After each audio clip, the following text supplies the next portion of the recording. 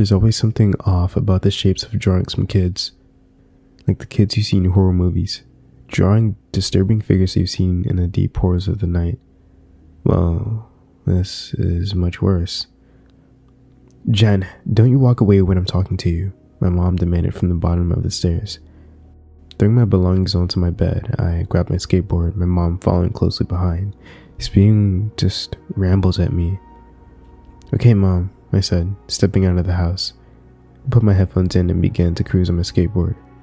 Taking in the sight of the suburban lights and barking dogs that seemed everlasting, I decided I should go make a run for snacks. Only $4? Better make it count, I said, arranging the money I just pulled out of my pocket. I swung open the door to the gas station where there would be tons of sweet goods, but to my disappointment there was just the usual brittle chips. Great, just the kind I need, I said while forcing a frown on my face. Hey Jen, looking for these? An old, kind and raspy voice called out. Thanks Ron, how'd you know? I said, approaching the counter. Well, I couldn't just let you sit there with a frown. I kept them just for you. Ron, the old teddy bear of a man, chuckled. Ron was a sweet and old, gentle being. His long and gray beard made me think of him as Santa. I pulled out the very few dollars I had in my pocket. Ron refused and told me that it was on the house. I looked at him in awe. Involuntarily, a huge smile plastered all over my face.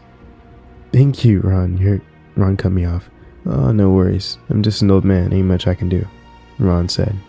A gentle smile pressed on his face. Now go on. Oh, and you know, Jen, you could always swing by whenever you need. I know things at home are a little rough, Ron said, handing me a bag full of chocolate. In return, I shot him a gentle smile that would take me a while to erase off my face. Exiting the store, I pulled a chocolate bar out of the bag. Exiting the store, I pulled a chocolate bar out of the bag, taking a seat on the curb. I felt like a kid, just being the happiest I've ever been in ages. Remembering life back at home, the smile that guaranteed everlasting joy faded. Hey kid, you seem off, a cold-voiced stranger said to me. Immediately, I felt off. I'm good, I said, standing up. Don't walk away when I'm talking to you, the stranger said, giving me flashbacks with a one-sided argument I had with my mom. As I started walking away, the stranger followed me. The abnormality of his thin figure wasn't the worst of his image. The pale skin and sunken eyes made the uneasiness settle in. He towered over me. You'd think someone with that kind of description would look dirty and appear as though they haven't showered in years, but no. He was dressed in a tuxedo that looked very expensive. It was just unsettling. I remembered something, taken aback by the sight of him. Hey, miss, they're coming to get you. They're coming, don't you worry. Curse, I tell ya, the man yelled, dancing and shouting maniacally. The unease made me feel sick and sluggish. As I skated away, I could hear his fading laughs in the distance, even when I couldn't see the gas station anymore. Eventually reaching the driveway to the house I dreaded going in, I decided to sit on the bench instead of going inside already. Watching the cars pass by, I noticed it was getting late. Might as well go in, I said, lazily rising to my feet. Opening the door to where I would regret it, I heard my mom, who inevitably was already yelling before I stepped in the door. Seeing my little sister run across the living room towards the stairs, away from my mom, looked like a mouse running from a cat.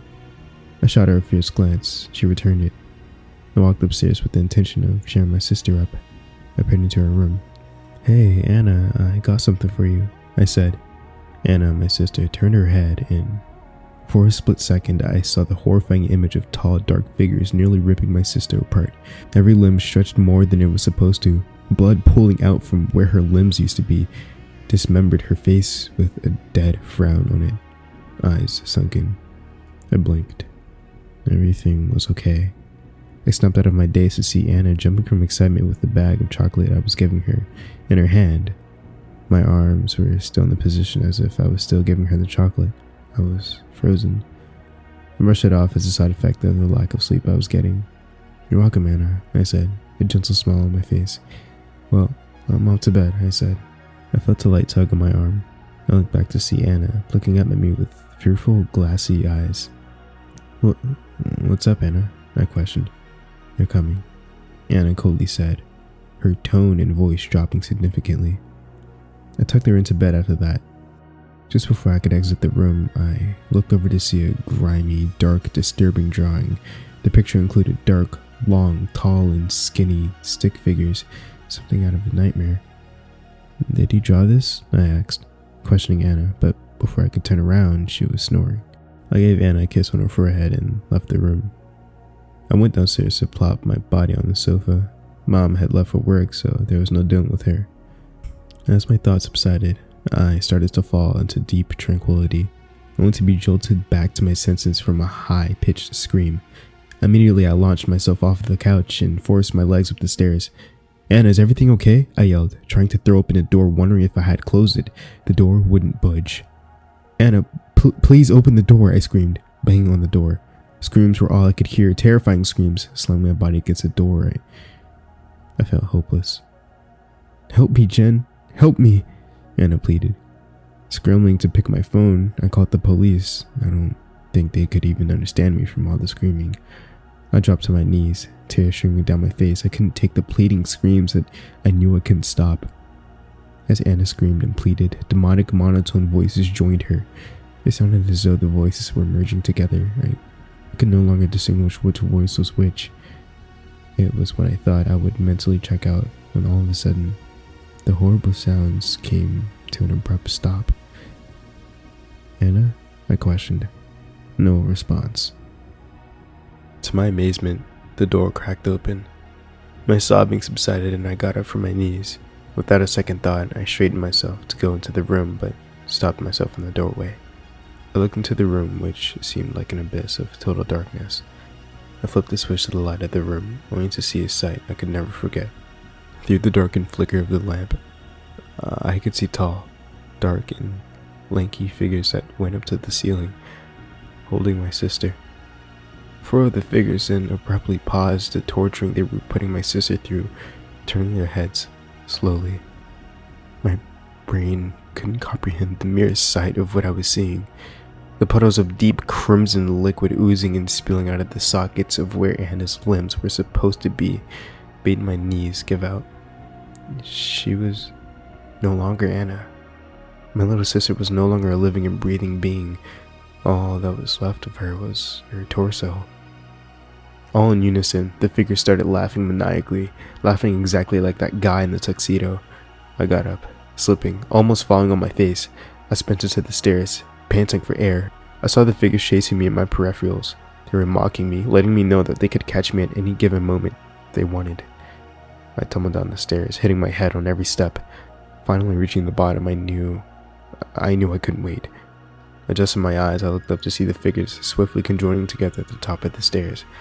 I made a break for the nearby closet, shutting it closed. I heard the figures shuffle upstairs before making their way down the steps.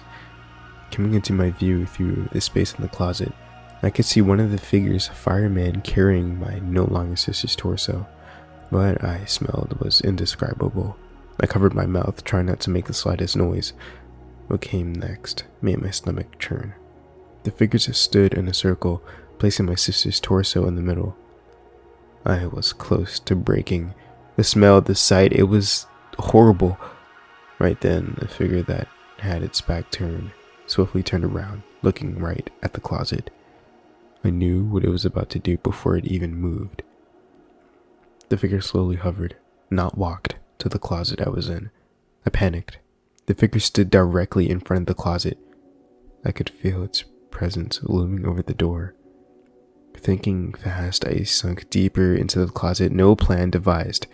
The figure swung the door open, searching.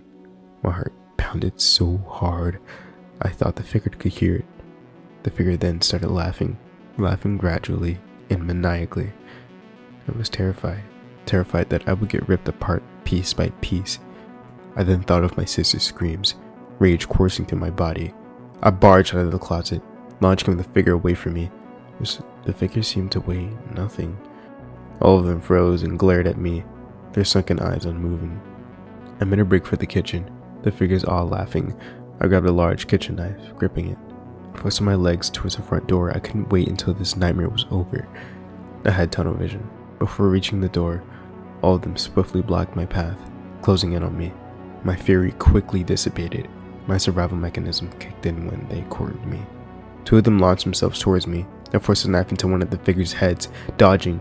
A dark, almost transparent substance spilled out into the floor. They scattered around me. I knew that although I was outnumbered and had to keep fighting, the figure that I stabbed abruptly disappeared into thin air, the knife clinking on the floor. Arming myself with the knife again, one of the figures swiftly knocked me off my feet and onto my back. The figure then forcefully wrapped its thin, sharp-like hands around my neck, gripping forcefully. The figure stared me in the eyes and started laughing. The laugh is all I could hear. My senses began slipping away, my struggling starting to dissipate. A thrust of the last bit of adrenaline I had burst through me. I kicked the figure off. It landed on its back in front of me.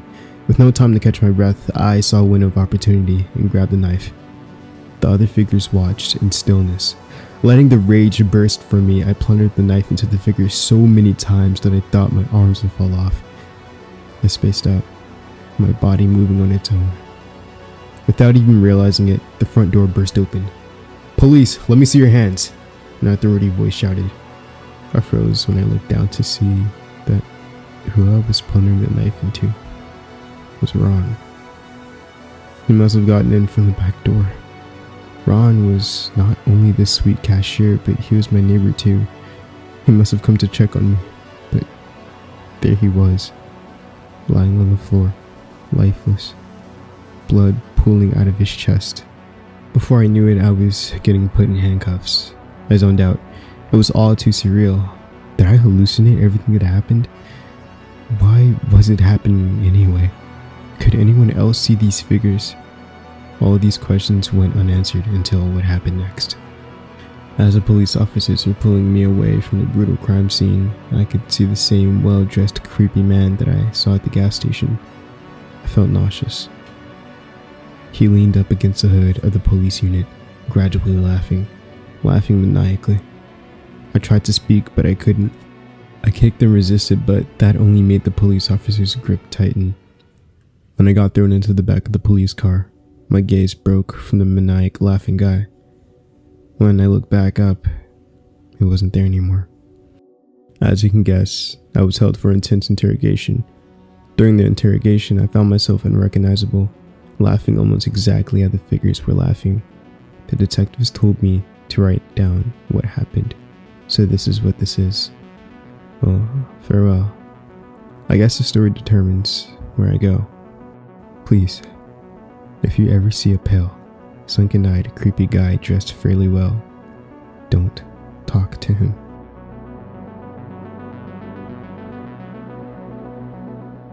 I hope you guys enjoyed today's story. Thank you so much for listening.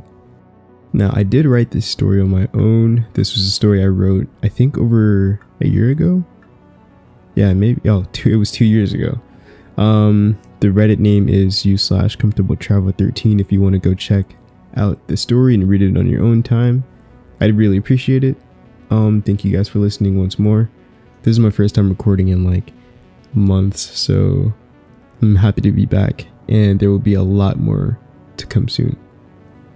Hope you guys enjoyed today's story, and thank you so much for listening. Now, don't forget to sit back, relax, and indulge in fear.